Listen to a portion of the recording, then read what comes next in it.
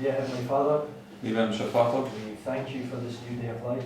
wir danken dir für diesen neuen Tag des Lebens. We thank you that we can come once again to hear your word. Wir danken dir, dass wir ein weiteres Mal vor dir erscheinen können, um dein Wort zu hören. Please forgive us our sins Bitte vergib uns unsere Sünden and hide us behind the cross of Calvary. Wirke uns hinter dem Kreuz von Golgatha. And please pour out the Holy Spirit now Und bitte gieße jetzt deinen Heiligen Geist aus. and open our minds that we may understand the wondrous things of thy law. Und bitte öffne unseren Verstand, dass wir die wunderbaren Dinge deines Gesetzes verstehen können. Lord, we are told that we must live by every word of God. Herr, uns wird gesagt, dass wir nach jedem Wort Gottes leben sollen. We ask and pray then, Lord, that you would give us an understanding of your word. Und deswegen bitten und beten wir, dass du uns ein Verständnis deines Wortes schenkst. Please bless Brother Mark and Brother Lawrence on the live stream Bitte segne Bruder Mark, Bruder Lorenz und auch den Livestream. and all those who are watching at home. Und alle, die von zu Hause zuschauen. Please draw us closer to you. Und bitte zieh uns näher zu dir. We ask and pray and commit these things into your hands in Jesus' Und name. wir bitten und beten und legen das in deine Hände. Und wir bitten in Jesu Namen. Amen. Amen.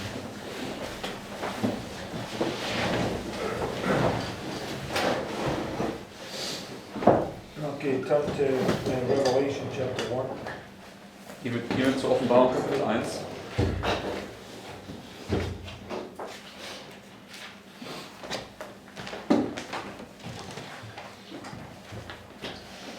And let's begin in verse 1. Offenbarung 1, Vers 1. It says, the revelation of Jesus Christ, which God gave unto him to show unto his servants things which must shortly come to pass. And he sent and signified it by his angel unto his servant John, who bare record of the word of God and the testimony of Jesus Christ and all things that he saw. Blessed is he that readeth and hear the words of this prophecy and keep those things which are written, for the time is at hand. Okay, so Bis Vers 3. the very next verse says John to the 7 churches. Und der nächste Vers beginnt damit: Johannes zu den 7 Gemeinden. And this is what basically John is explaining, that he was given this revelation. Und das ist letztendlich, was Johannes dann erklärt. Ihm wurde diese Offenbarung gegeben. And the message that he was given was to go to the 7 churches. Und die Botschaft, die ihm gegeben wurde, sollte dann an die 7 Gemeinden gehen. Okay, so in order to understand this, we have to understand where John is, right? In order to apply this correctly. Und damit wir verstehen, was das bedeutet, müssen wir verstehen, wo Johannes steht, um das richtig anzuwenden. Okay, so the first thing is in verse 1 it says that these things that are going to the 7 churches are things that are shortly going to come to pass. Also gemäß Vers 1 sind also diese Dinge, die an die 7 Gemeinden gehen soll, ist etwas, was in Kürze geschehen soll. Right? And that also that the time is at hand. Und dass die Zeit nahe ist. You go to verse 10. Gehen wir jetzt zu Vers 10.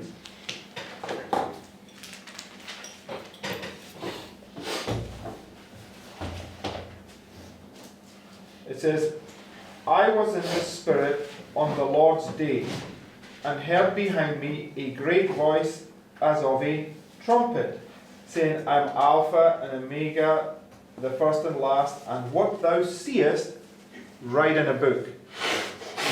Right? So, whatever John sees here, he's to write in a book. Bis Vers 11 noch. But, Also was immer er auch sieht, er soll es in ein Buch schreiben.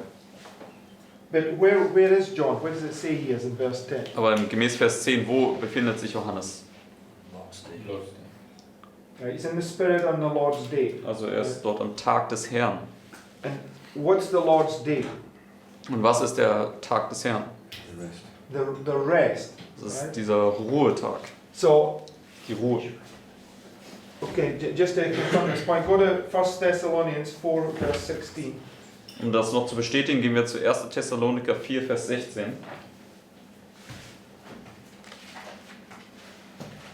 1. Thessaloniker 4, Vers 16.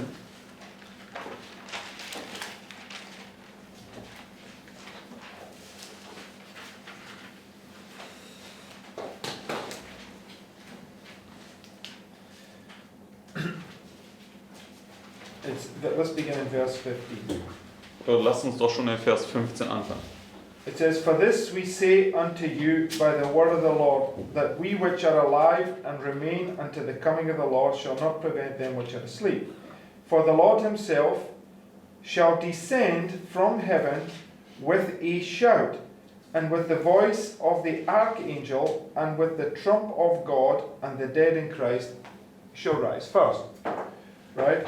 So, what is verse 16 marking here? Was markiert uns hier Vers 16? The resurrection, right? Die Wiederauferstehung. Now, when does Daniel stand in his lot? Wann steht Daniel in seinem Erbteil? At the resurrection, right? Bei der Auferstehung. So, when we take the reform line, right? Wenn wir uns jetzt die Formlinie hier anschauen, 2 times of trouble, right? haben wir diese 2 Zeiten der Trübsal. Okay, so we know that at the end of the first time of trouble, there is a resurrection, right? Wir wissen, dass am Ende der ersten Zeit der Trübsal gibt es eine Auferstehung.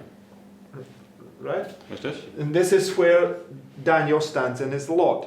Und das ist ja dann, wo Daniel auch in seinem Erbteil steht. And Daniel standing in his lot is also where John is getting given this vision, right? Und wo Daniel in seinem Erbteil steht, ist auch, wo Johannes die Vision erhält. So, if you just take this is a time of trouble, the end marks the point where Christ comes, right? Wenn wir das einfach hier als eine Box betrachten, wo das hier das Ende der Zeit der Trübsal markiert, das ist dann auch der Punkt, wo Christus kommt. And the little time of peace is the rest, right? Und die kleine Zeit des Friedens ist dann diese Zeit der Ruhe. And the rest is the land, right? Und die Ruhe ist auch das Land. So, John is in the spirit on the Lord's day, which is the rest, and it's marking the point where he hears this voice like a trumpet, right? Johannes ist jetzt hier im Geist an dem Tag des Herrn und das ist die Ruhe. Und er hört jetzt diese Stimme wie eine Posaune. And Sister White says that when Christ came to John, it was marking the second advent. Ellen White sagt, dass als Christus zu Johannes kam, das markierte die zweite Ankunft. So, John is here, right? He just comes to the rest, right? He's marking this point. Johannes steht also hier, er steht hier, wo er in die Ruhe jetzt eingeht. And he hears this voice like a trumpet, Und er hört dann die Stimme wie eine Posaune. right? Richtig? Now, it says, if we go back to Revelation chapter 1, Und wenn wir jetzt zurückgehen zu Offenbarung Kapitel 1, in verse 1, Offenbarung 1, Vers 1, he's now been given things which are shortly going to come to pass, right? und ihm werden jetzt Dinge anvertraut, die rasch geschehen sollen. Right, so just to confirm this, go to Genesis 41. Um das nur zu bestätigen, gehen wir jetzt zu 1. Mose 41, halt den Finger hier ruhig.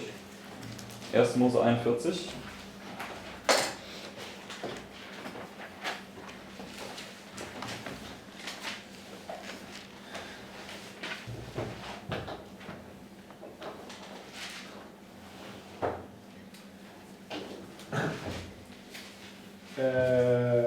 So let's go to verse 14.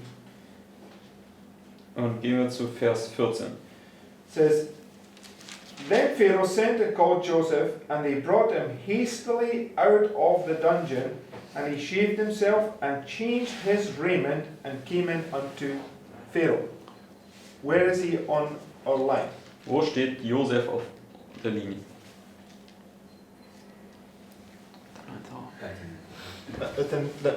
Right here, right? Also hier zur 9. Stunde. Here's the 3 days marking the imprisonment. Hier sind diese 3 Tage, die diesen Gefängnisaufenthalt markieren. Okay, and Joseph, what does he get when he comes out of prison? Und was erhält Josef, als er aus dem Gefängnis kommt? A change of clothing, right? Eine Kleiderwechsel wie Josua. Okay, so what do you get at the 5th seal? Was erhältst du beim 5. Siegel? Well, I draw 5th seals right here, right? Erhältst du diese weißen Gewänder, das ist ja dann hier, das 5. Siegel, was Marking geöffnet wird. the same point, right? Markiert denselben Punkt. So you got Joseph comes out of the jail and he's standing there before Pharaoh, right? Also Josef kommt hier aus dem Gefängnis raus und er steht jetzt hier vor dem Pharao. And in verse 28 Und in Vers 28 it says, "This is the thing which I have spoken unto Pharaoh, what God is about to do, he showeth unto Pharaoh." Right? Right? das, was Gott dabei ist zu tun, das zeigt er dem Pharao. And if you go to verse 32, Und wenn wir jetzt zu Vers 32 gehen, it says, "And for that the dream was doubled unto Pharaoh twice. It is because the thing is established by God, and God will shortly bring it to pass." Right? Gott wird es rasch geschehen lassen. So, okay, so Joseph is standing here, Also Josef steht jetzt hier. and what was told to Joseph? Und was wurde dem Josef gesagt? Things are about to come. No, that's what it says. I'm asking what was told to Joseph. Was wurde dem Josef gesagt? Joseph und Pharaoh. Well, Joseph's the one that has a revelation of it. He's explaining it. So what does Joseph understand is going to shortly Also come to was pass? versteht Josef? Was wird rasch geschehen? 7 years of plenty, and then followed by the 7 years of famine. So where do the 7 years of plenty begin? Deswegen, wo fangen die 7 Jahre der Fülle folglich an? From here to here, right? Also hier von der 6. bis zur Stunde bis zur finalen Untersuchung. 7 years of plenty, followed by 7 years of famine, right? Also 7 Jahre der Fülle, gefolgt von 7 Jahren der Hungersnot. Which is the plagues, right? Das ist die Plage. If I remember correctly, we back then paralleled it with Nebuchadnezzar, right? Who was eating, the dew of heaven fell upon him, and this was like plenty years for him. Also wenn ich mich noch richtig erinnere, dann haben wir die 7 Jahre der Fülle mit diesen 7 Jahren von Nebukadnezar verglichen, wo Because er abgehauen worden ist und dieser Tau auf ihn fiel. in Genesis 27, we always parallel this at least. But I'm sure that we changed that thought when because here's where Nebuchadnezzar Yes. gets chopped down, right? Yeah, so Und das ist ja hier am Ende, wo Nebukadnezar abgehauen wird. Because the 7 years of famine are the 7 plagues, they're not falling on Nebuchadnezzar. Denn die 7 Jahre der Hungersnot sind ja die 7 Jahre der Dürre und das sind die 7 letzten Plagen, die fallen ja nicht auf Nebukadnezar. And at the wait, just one second. And at the end of the 7 years, Nebuchadnezzar gets raised Yes. back up, right? Und am Ende der 7 Jahre wird der Nebukadnezar wieder eingesetzt. that's why. No, we did do that at one point, but we realized it wasn't right. Okay. So, Also wir haben das mal gemacht, aber haben dann erkannt, dass es nicht ganz stimmen kann. okay, right here, what is this time period now? Also diese The rest. Zeit hier, The rest. was ist das also für eine Zeit? Es ist Okay. wieder eine Zeit der Ruhe. And what's Joseph doing here, and what's John doing here? Und was tut Josef hier und was tut Johannes hier? Resting. No. What are they doing in this time period? Was tun sie in dieser Zeit hier? Preaching. Okay, to somebody that's still able to receive a message, right? Also sie verkündigen, nämlich zu jemandem, der immer noch in der Lage ist, eine Botschaft zu erhalten. So when Nebuchadnezzar gets brought down here, 7 years, which parallels this, 7 years are going to fall on him, so he's still got probation open to receive the message. Well, this, not. Denn also wenn Nebukadnezar hier runtergebracht wird und diese 7 Jahre hat, wo der Tau noch auf ihm fällt, das bedeutet ja, er hat noch Gnadenzeit.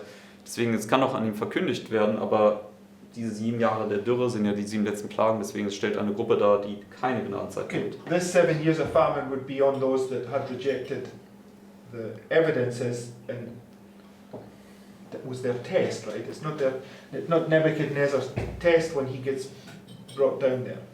Also diese 7 Jahre der Dürre sind also über diejenigen, die hier vorher die Möglichkeit gehabt haben, die ganzen Beweise zu bekommen und sie dann hier verworfen haben. Right? It's not the test for the Gentiles yet. No, Das ist noch nicht der Test für die Heiden dort. What you say, I just You could now also take the symbols and sort of make arguments for the son-in-law, which I don't want to do necessarily now because I don't want to divert. No. It's at the end he gets chopped down, right? It's very No, this one with Nebuchadnezzar, I'm fine. I just, could make arguments to move that, but maybe I'm wrong. So. The point is, right, Joseph is standing here, right, and he's saying, just read it again. Right? Der Punkt ist, Josef steht ja hier und er sagt dann, was in Vers 32 steht. Yeah, and for that the dream was doubled unto Pharaoh twice. Now, what's marked there? What we just read? Was ist hier markiert, was wir gerade hier gelesen haben?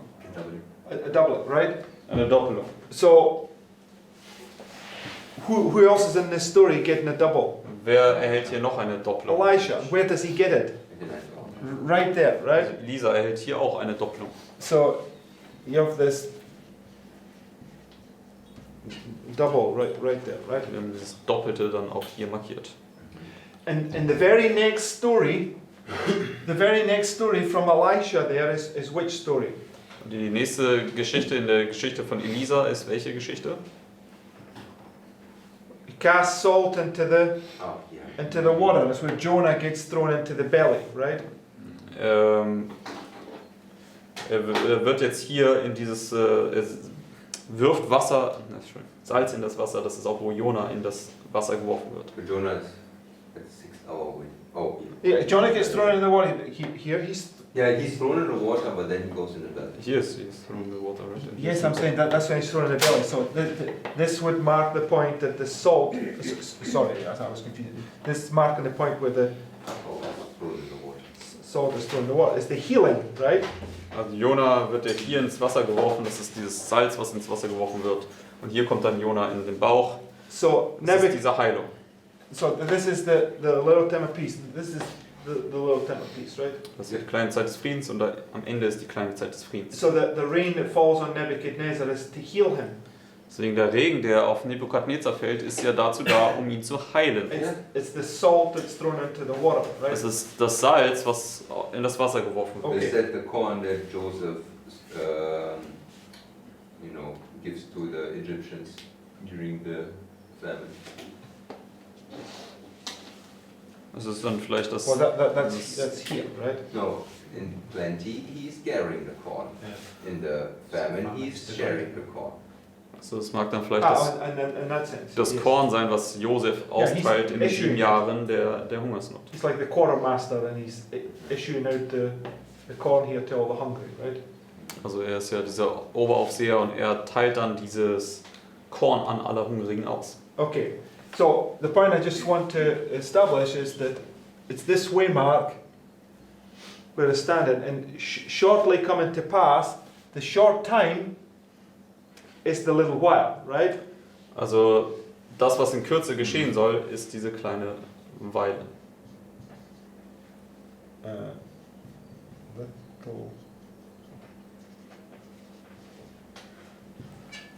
Right. Okay, so when we establish that, now go back to Revelation 1. Just have a question. Yes. Because also in Daniel 2, right, Daniel stands also here at the 9th hour. Yes. And he also says in a sense what is shortly coming to pass. Yes. Right, the head being chopped off. So, but we cannot mark it then there. No, because he's marking the punishment. Daniel is marking the punishment of what's going to come on him, right? Yes. Yeah, but this is the punishment, the 7 years of iron. That's not a punishment. Yes, but he says the same thing in the sense what is about to do. He shows. Yeah. Doesn't matter. They're standing there. He's also pointing them to this punishment.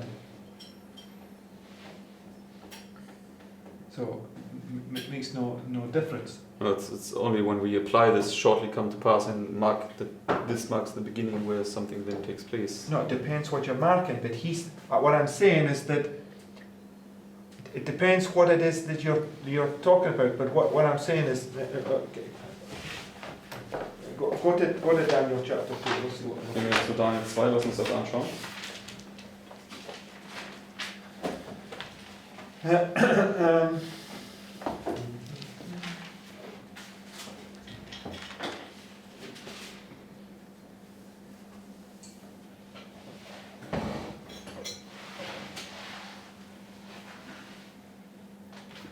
so Verse 28, 29. yes, no, go to verse 19. Gehen wir jetzt erst zu Vers 19 in Daniel 2. It says, Then was the secret revealed unto Daniel in a night vision. Then Daniel blessed the God of heaven. So where's Daniel? Wo steht Daniel? Same point, right? Because it's marking where you get this revelation. Er steht hier zum selben Punkt, ist markiert hier, wo diese Offenbarung gegeben wird. Right? Richtig? Because Daniel when he stands in his lot was given a revelation, right? Daniel, als er im Erbteil steht, ihm wurde diese Offenbarung gegeben.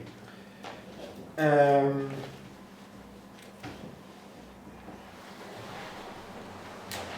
second.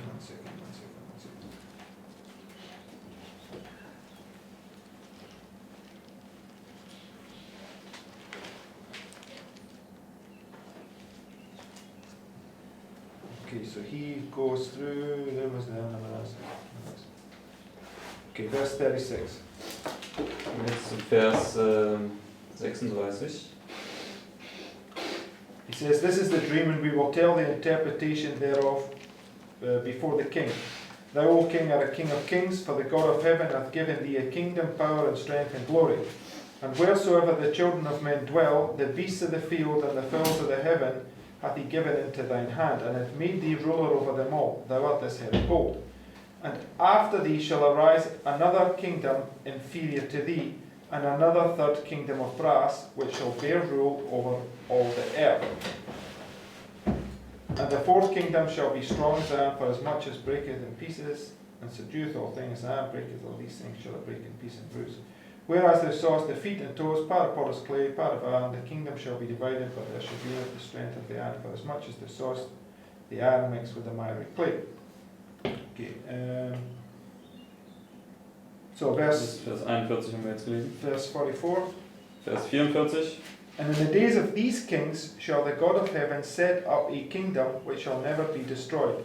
And the kingdom shall not be left to other people, but it shall break in pieces and consume all these kingdoms, and it shall stand forever. Okay, so in verse 45 it Vers says, 45.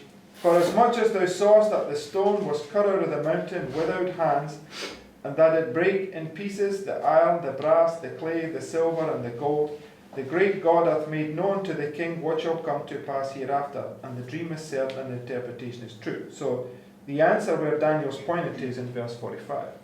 Die Antwort ist, wo Daniel darauf hinweist, ist in Vers 45. Because he says, For as much as thou sawest that the stone was cut out of the mountain without hands, right? So Christ says, Tear down this temple, and in 3 days I will build it up without hands.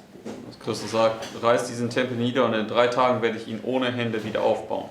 So it takes you to the little time of peace, right? Bringt dich also zu dieser Kleinzeit des Friedens. Daniel's pointing you to the point where the kingdom gets brought down, which is the little time of peace, right? Also Daniel weist sich zu dem Punkt, wo das Königreich niedergebracht wird, was dann auch diese kleine Zeit des Friedens ist. Okay, so I don't know how to answer that question, and I'm not sure that it matters, but the point is he's pointing forward to the judgment in Daniel chapter 2. Also ich weiß jetzt momentan nicht genau, wie man diese Frage genau beantworten kann. Und ich weiß auch nicht, ob das jetzt unbedingt irgendeinen Einfluss so groß hat. Man sieht auf jeden Fall, dass er auf das Gericht am Ende dann hinweist. But he's not pointing to there, right? Aber er weist auf jeden Fall nicht hier zu dieser 6. Stunde. Okay, because this is referring to this end of this. I mean, this is the fourth kingdom here that goes all the way to the end, right? Denn das ist ja hier in dieser Darstellung das 4. Reich, was bis zum Ende dann durchgeht. Okay, so anyway, I don't think it matters at this point.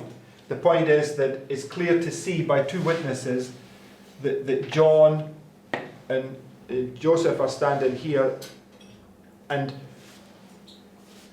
Joseph's message was this was to come first, and this was what he was pointing to. If you don't do this, this is going to happen, right? Also ich weiß nicht, ob das jetzt auch momentan so ein Gewicht hat auf das, was wir uns angeschaut haben. Wir haben hier Johannes stehen und hier Josef stehen.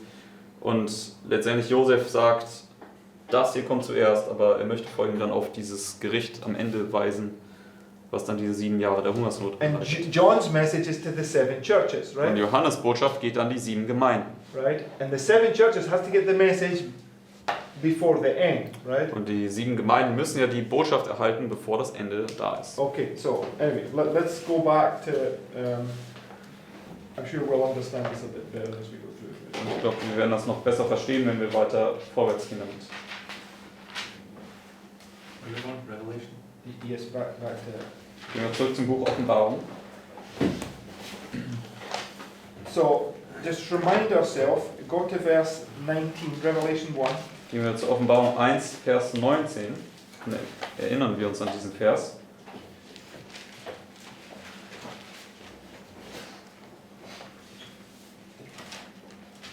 And it's interesting, you'll see something here. It says, write the things which thou hast seen, the things which are, the things which shall be hereafter. So what's he told to do? Was wird ihm aufgetragen zu tun? Right. Okay, he's told to write. Ihm wird aufgetragen, hier etwas zu schreiben. So what is he writing? Also was schreibt er? What's he writing upon? Worauf schreibt er? Okay, yes, but what's another illustration of the flying roll? Was ist eine andere Darstellung der fliegenden Rolle? Bible. Curse. What are you writing? Was schreibst du? Past, present, and future.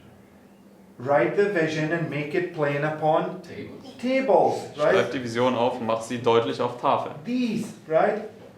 Diese And Tafeln hier. So write the things which thou hast seen, and the things which are, and the things which shall be hereafter. So what are these charts a representation of? Also wovon sind diese Karten eine Darstellung von? The end of the world. The past, the present, and the future, right? Vergangenheit, Gegenwart und Zukunft. Right? Richtig? So it's very nice when you see that these charts are illustrating what's happened in the past, pointing to what you're to do now at the present, and what's going to come in the future, right? Das ist wirklich eine schöne Darstellung, wenn man das versteht, dass die Karten also zeigen, was in der Vergangenheit war, was jetzt in der Gegenwart zu tun ist und was noch kommen wird in der Zukunft. So right here, the command is to write. Also hier ist dieses Gebot, nämlich zu schreiben. And then if you parallel the lines, Millwright history, this would be 1842 here. This is where they wrote it on tables, right? Und wenn man das mit der Miller-Geschichte parallel setzt, das war dann hier 1842, wo sie das dann auf diese Tafeln geschrieben haben. Right? So you can see that it's a message about the past, the present and the future, right? Das ist also eine Botschaft über Vergangenheit, Gegenwart und Zukunft. So now let's go to the churches because that's who the message is to. Nun Right? lass uns zu den Gemeinden gehen, denn das ist ja, wo die Botschaft hingehen soll. Now, I have a question, right? Nun, ich habe eine Frage. The 9th hour, does somebody's probation close there? Zur 9. Stunde gibt es dort eine geschlossene Tür für jemanden. Geschlossene Gnadentür. What about here? Was ist hier, Mitternacht? Okay, so I'm trying to fathom this out here, right? On our line, right? Because this just before us, whose probation is closing there? Wir wollen das ja jetzt versuchen herauszufinden. Hier auf unserer Linie, wir sind ja kurz vor dieser Wegmarke. Wessen Gnadentür geht dann zu hier? No guessing. Just okay. Think of Jeff and Parminder and all these other guys. Denkt an Jeff und Pamela und all diese anderen Leute. Open rebellion. I mean, it says those who openly commit sin, they are excluded from the foot washing, right? But there's also this careless and unindifferent who still sort of has a chance at the midnight cry. So I'm not sure how to manage these two things together to pinpoint who's who. Yes, I mean I can't determine. I'm not able to determine who's going to be lost there. That's not what I'm asking. But Also Es gibt ja einmal das Zitat, diejenigen, die in offener Sünde sind, die werden vom Abendmahl ausgeschlossen werden. Aber dann gibt es auch diese Vision, wo diese sorglose und uninteressierte Gruppe noch eine Möglichkeit hat, den Mitternachtsruf zu erhalten. Und Mark sagt, ich versuche jetzt nicht herauszufinden, wer als Individuum irgendwie jetzt verloren gehen wird dort. So, all I'm saying is, if there's a provision clause there, who would it be on, right?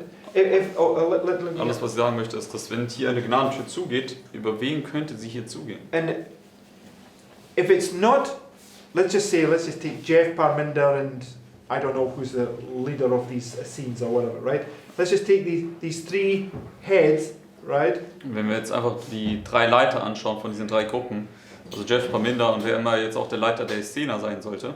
Because in the biblical history, there was also a time where there was 3 popes, all fighting, all calling each other Antichrist, right? Denn es gab auch in der Vergangenheit eine Zeit, wo es 3 Päpste gab, die gegeneinander gekämpft haben und sich gegenseitig Antichrist genannt haben. Okay, so different illustration showing you something different. But the point is, if it's not their probation clause, then whose is it?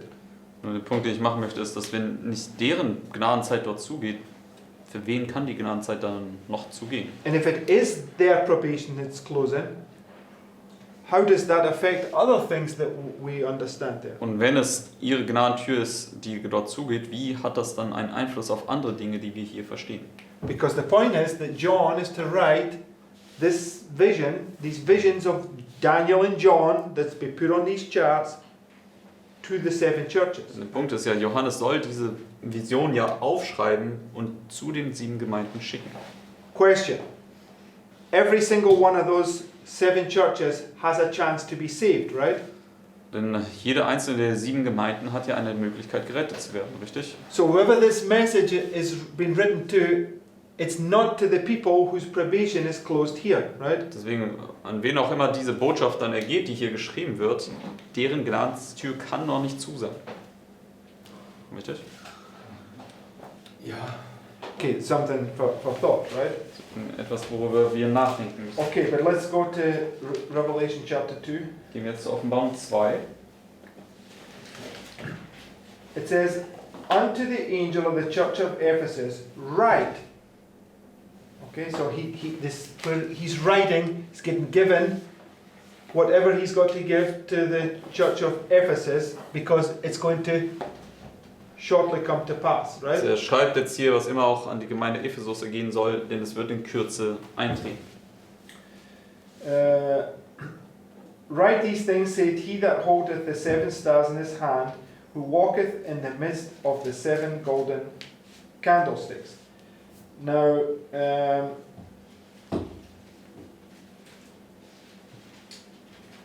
okay, now, if you've got a study Bible, Wenn du eine Studienbibel hast, maybe somebody can pull this quote up, but the first quote you come to under chapter 2, das allererste Zitat unter Kapitel 2. it's from a letter 4, 1908.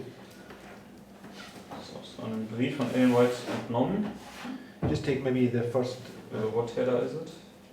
the very first one you come to under chapter 2. in behalf of his church. Right there. Using the calendar book. Oh, you've got a different. This one. Constant diligence. A message to the church of Yes, this one right here, letter 4. Yes.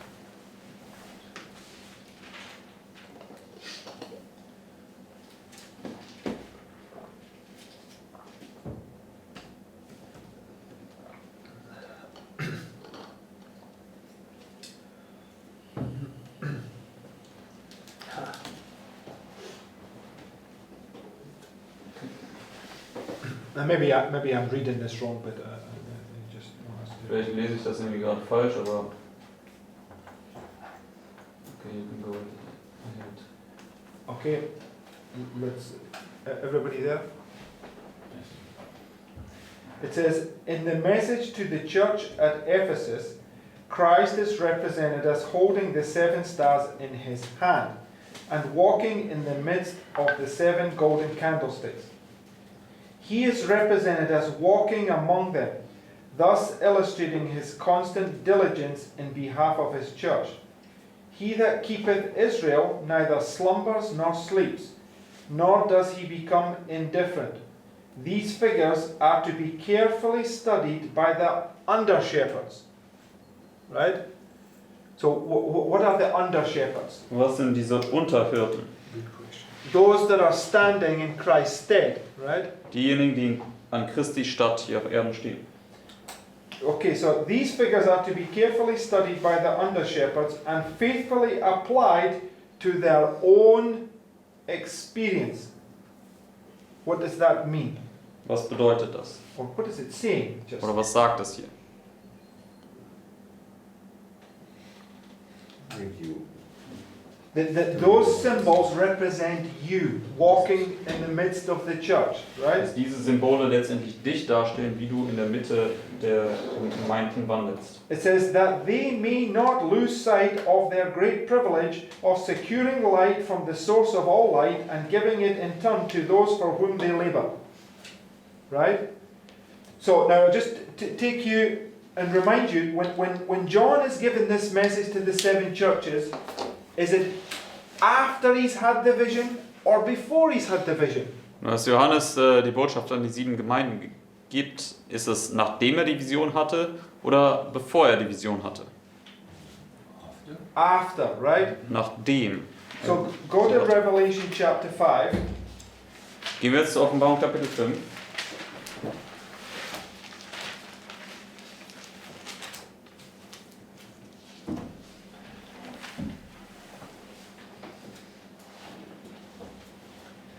And in fact, let's go to Revelation chapter 4 and verse 1, Oder vielmehr Offenbarung 4, Vers 1 erstmal. because it gives us some points, right? It says, "After this I looked, and behold, a door was opened in heaven. And the first voice which I heard was as it were of a trumpet, talking with me, which said, Come up hither, and I will show thee the things which must be hereafter." Right? It's the same point, right? Selber Punkt. Sachen, die bald kommen werden. It's the same trumpet voice speaking to him, and what's he saying to him? Selbe Posaunenstimme, die hier zu ihm spricht. Und was sagt sie zu ihm? Come up hither. Komm hier herauf. So, just hold your place there, Revelation 4. Go to Revelation 11. Gehen wir jetzt zur Offenbarung 11. Halt den Finger ruhig hier.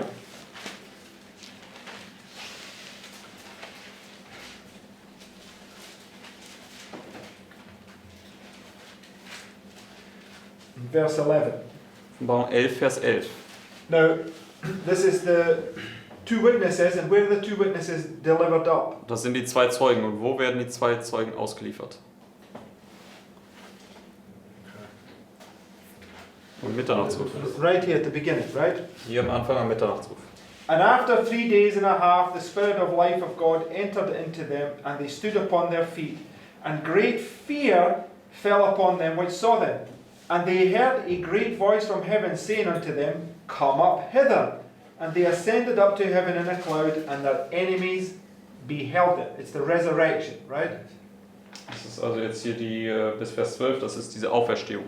So, Revelation chapter 4 is marking the same point. Come up hither, right? Offenbarung Kapitel 4 markiert hier denselben Punkt, komm hier herauf.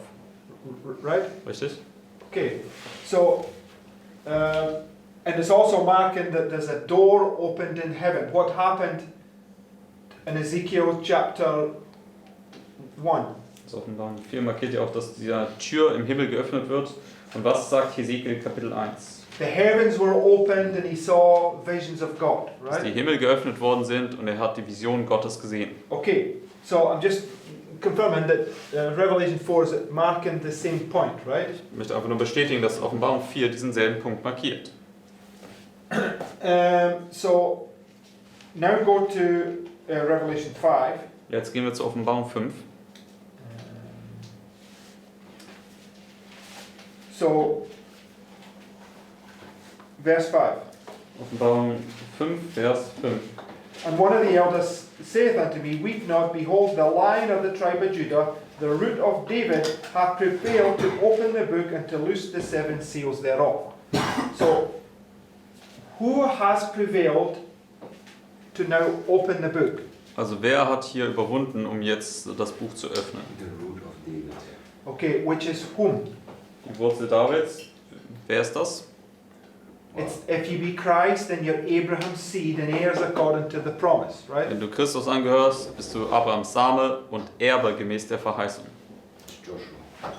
Right. It's Joshua, the branch. It's Daniel. It's John. It's all these people that are standing here that have overcome, right? Es ist Josua, dieser Zweig, es ist Daniel, es ist Johannes, Josef, alle, die hier stehen und überwunden haben. Now, I just want you to see something. Go back to Revelation 1. Ich möchte hier, dass ihr nur etwas seht. Geht zurück zu Offenbarung Kapitel 1.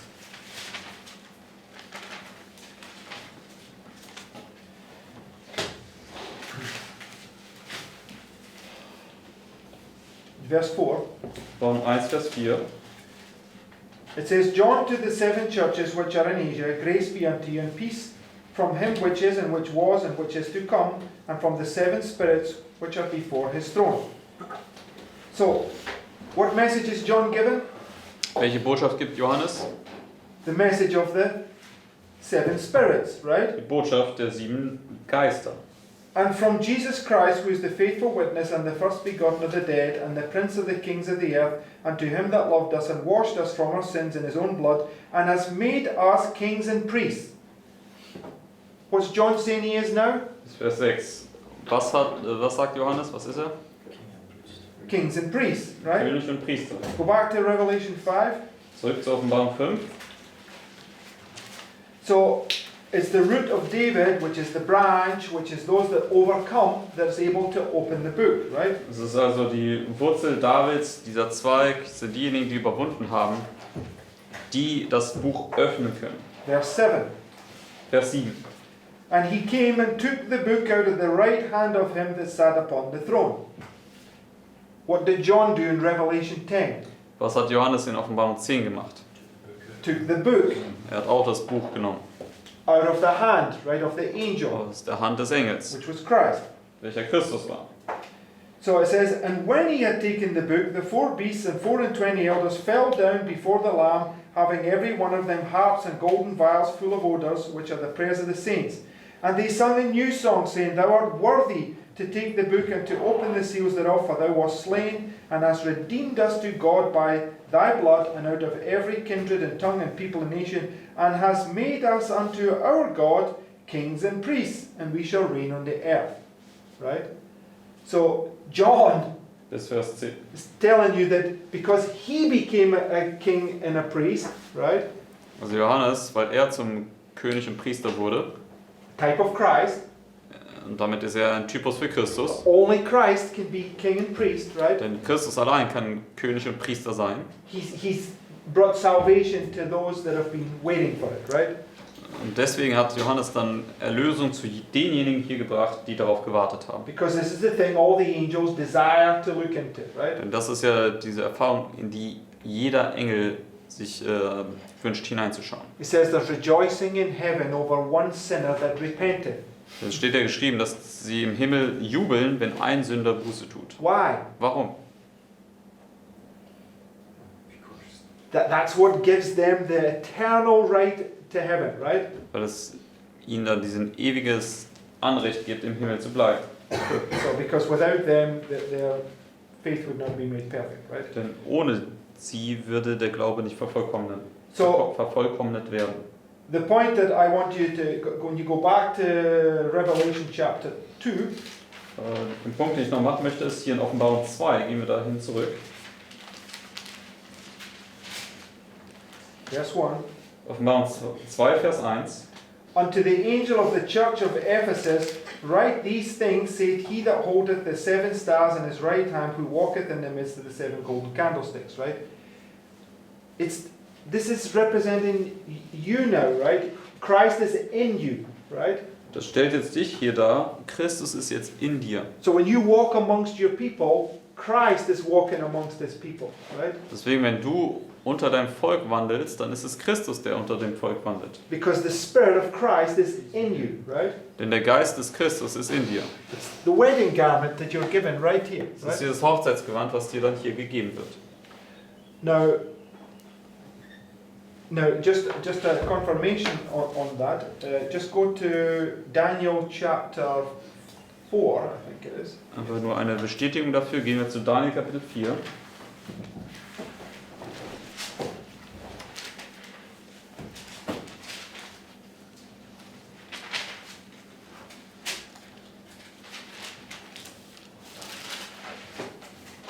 Verse 7. Daniel 4, Vers 7.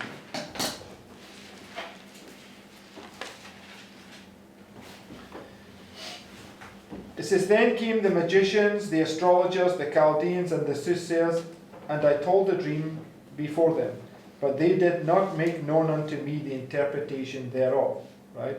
That's this time period, right? Das ist jetzt hier, Here, they're not able to make king known, or in fact the sundial. You can put it here, right? also es ist hier, sie sind nicht in der Lage, ihm diesen Traum zu deuten. But it's also here because you got two lots of false prophets, right? Vom Prinzip her ist es in dem Sinne auch hier, denn man hat diese zweimal falschen Propheten. Okay, so it says, but at the last, Daniel came in before me, whose name was Belteshazzar, according to the name of my God, and in whom is the spirit of the holy gods, and before him I told the dream, saying, O Belteshazzar, master of the magicians, because I know that the spirit of the holy gods is in thee, and no secret troubleth thee. Right? So he's like Joseph, the revealer of secrets, right? Also er ist jetzt wie Josef, er ist jetzt dieser Offenbarer der Geheimnisse. So the secrets are sealed up, right? Und die Geheimnisse sind jetzt hier versiegelt. Und And im Deutschen ist es auch übrigens Verse 4 bis Vers 10 gewesen. okay, so when you're the revealer of secrets, you can now unseal the book, right? Wenn du der Offenbarer der Geheimnisse bist, dann kannst du jetzt auch dieses Buch entsiegeln. Okay, so you're representing now Christ walking in the midst of his church, right? Du bist jetzt Christus, der in der Mitte der Gemeinden hier wandelt. Verse 2. Back to Revelation 2, verse 2. excuse me. Gehen wir zurück zur Offenbarung 2, Vers 2.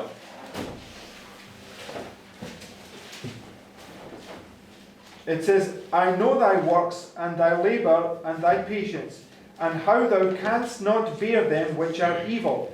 And thou hast tried them which say they are apostles, and are not, and hast found them liars. Where is he talking about? Also Vers 2 haben wir gelesen, worüber spricht er jetzt hier? Oder für welchen Punkt, Zeitpunkt? I didn't say that, but Where- I wanted where is he? Yes. Okay. What is? I already asked this question. What is John writing on the charts? Also was schreibt Johannes auf die Karte? Okay, so come back to this point. Where is he talking about? Also worüber spricht er hier? In the past. The past. Er Right? spricht hier über die Vergangenheit. Thou hast tried them which say they are apostles and are not, and hast found them liars. Right? Also du hast sie als Lügner erfunden, Vergangenheit. And hast borne, and hast patience, and for my name's sake hast laboured, and hast not fainted. Right? Bis Vers 3. So where did John, John, where does this group of people not faint? Also wo ist diese Gruppe hier nicht müde geworden? Past. The past, right? In der Vergangenheit. So remember in Revelation 17, John is standing at the end of the 12:16. Where's he looking to? Denkt dran, hier Johannes steht hier in Offenbarung 17 am Ende der 1260 und wohin schaut er? In the back, right? And backwards, Er right? schaut in die Vergangenheit. So this is 12:60, right? Das ist hier diese 1260. You also have here and here, right? Und wir haben die 1260 dann auch hier und hier. But he's looking back at this time period that he's just come through, and it says that to the people of Ephesus that you were patient, that you labored, and you did not faint, right? Also er schaut dann zurück in diese Zeit und sagt hier den Leuten von Ephesus, ihr habt Geduld gehabt, Ihr habt gearbeitet und ihr seid nicht müde geworden. Nevertheless, I have Vers 4. somewhat against thee, because thou hast left thy first love. Right? Okay, so let's just take the illustration, right? The disciples Die Jünger hier at the beginning, am Anfang. Christ gave them a measure of his spirit, right? Christus hat ihnen ein Maß an seinen Geist gegeben. But when it came to the foot washing, what condition were they? Aber als sie zur Fußwaschung kamen, in welchem Zustand befanden sie sich? In relation to what we're talking about. In Bezug auf das, was wir hier sagen. They had lost their first love, Sie haben ihre erste Liebe verlassen. right? Their hearts, they picked up dirt along the way, right? Sie haben Schmutz entlang des Weges aufgesammelt. Right? Richtig? So, he says, Nevertheless, I have somewhat against thee, because thou hast left thy first love. Remember therefore from whence thou art fallen, and repent, and do the first works. Right? Das ist Vers 5. So he's telling them now about something that they need to do, right?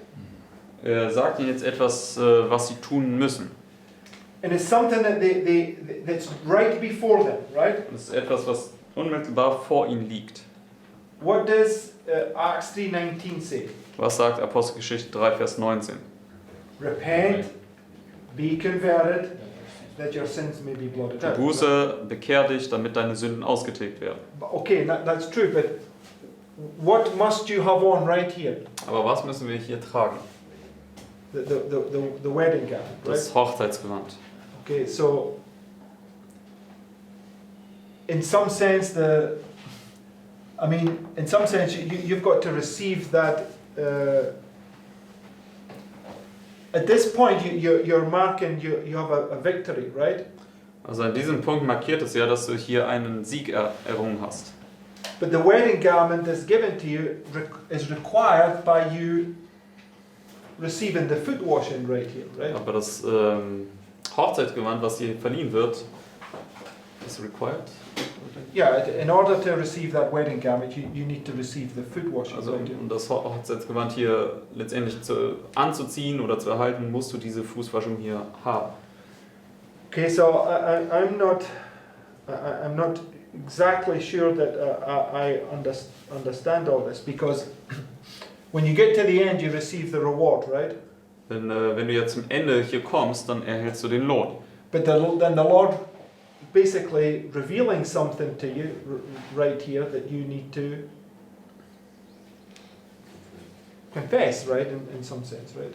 Aber dann offenbart der Herr hier etwas, was du in einer Art und Weise bekennen musst vor dem Herrn. Because he was preparing them to go to the cross, right? Denn er hat sie ja vorbereitet, ans Kreuz zu gehen. Okay, so it's about understanding who's who here, right? Es geht letztendlich jetzt darum, dass wir verstehen, wer hier jetzt ist. Okay, I don't understand all that at this point, right? We have to look at that closely. Momentan verstehe ich das noch nicht völlig, das müssen wir uns noch genauer anschauen. Okay, that's why we're looking at these things, right? Deswegen studieren wir diese Dinge.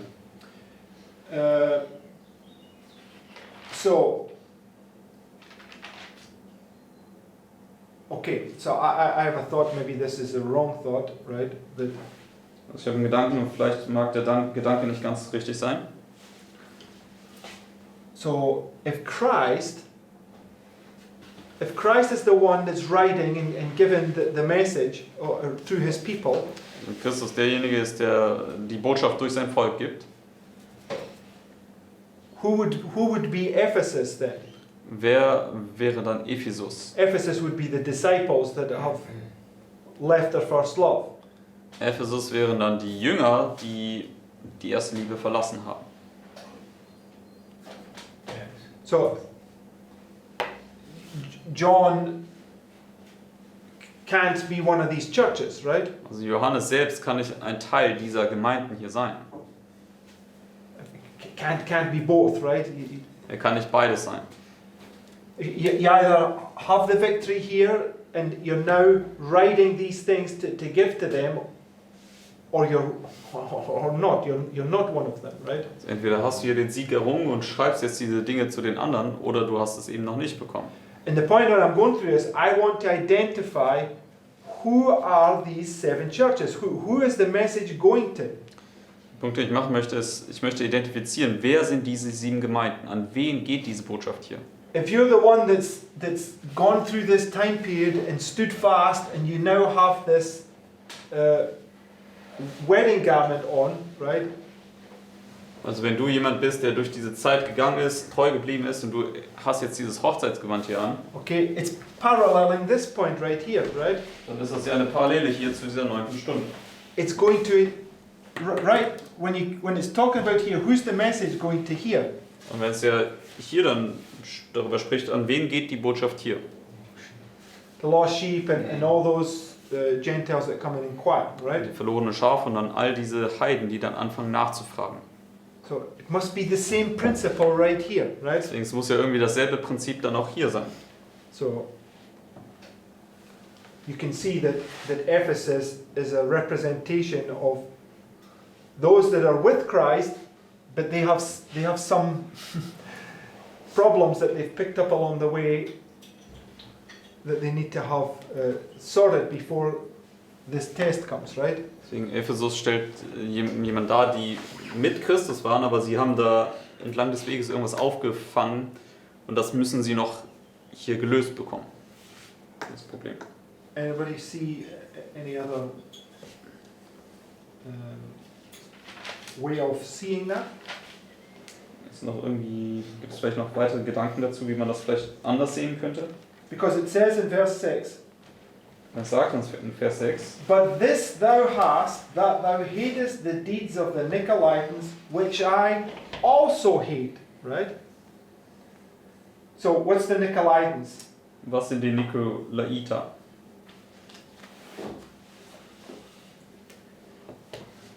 We should know this. What is the deeds? What is the sin of the Nicolaitans? Was ist die Sünde der Nikolaiten? Yeah, it's the turning the grace of God into lasciviousness, right? Also es ist die Gnade Gottes in Lüsternheit zu verwandeln. It means that the grace of God gives you freedom to practice evil things, right? Dass es dir die Gnade Gottes irgendwie die Freiheit geben würde, böse Dinge zu praktizieren. John says, "Be not deceived. He that doeth righteousness is righteous, even as he is righteous." Johannes sagt, hüte dich davor, verführt zu werden. Derjenige ist gerecht, der auch Gerechtes tut. So the Nicolaitans are these antichrists who claim to have the power of God, but they practice evil, right? Also diese Nikolaiten sind diese Antichristen, die vorgeben, die Kraft Gottes zu haben, aber sie praktizieren Böses. And it says, "He that hath an ear, let him hear what the Spirit saith unto the churches. To him that overcometh will I give to eat of the tree of life, which is in the midst of the paradise of God." So what does this group have to do? Also was hat diese Gruppe hier zu tun? Overcome. It has to overcome, right? Sie muss überwinden. So the probation's not closed here. Okay, they've been faithful to some degree in this time period, and they have a test that they've got to go through, right? Also ihre Gnadentür ist hier noch nicht zu und sie waren in einer Weise treu hier in dieser Zeit, aber sie müssen jetzt hier noch einen Test bestehen. Okay, so I'm going to stop at this point. Ich muss jetzt hier an diesem Punkt abschließen erstmal. So I basically did this because there's some dilemmas that need to be worked out, right? Ich habe das einfach adressiert, weil es jetzt hier ein paar Dilemmas gibt, die wir ausarbeiten müssen. Firstly, whose probation is closing there? Zunächst einmal, wessen Gnadenzeit geht hier zu? Who does John represent? Wen stellt Johannes dar?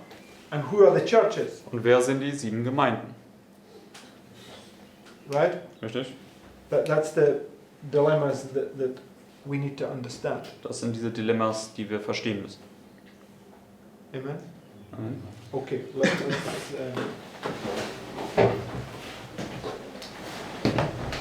close with.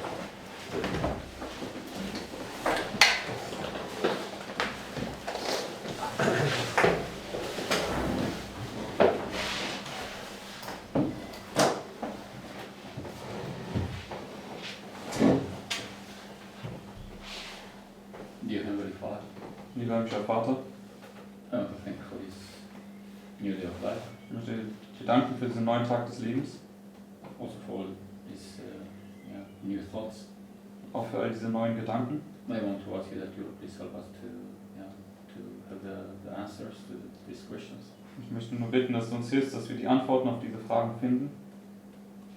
Help us, Father, in this preparation day to achieve as much as possible. Und hilf uns, Vater, bitte an diesem Vorbereitungstag so viel wie möglich zu erreichen.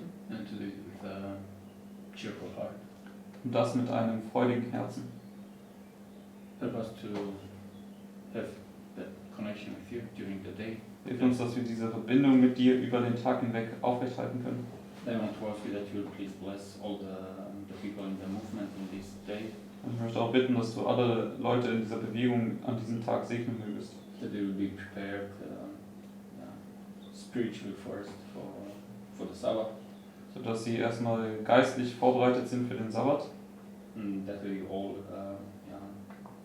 be on the right time prepared. I mean, Dass wir alle rechtzeitig uns vorbereiten. in Jesus' name. In Jesu Namen. Amen. Amen.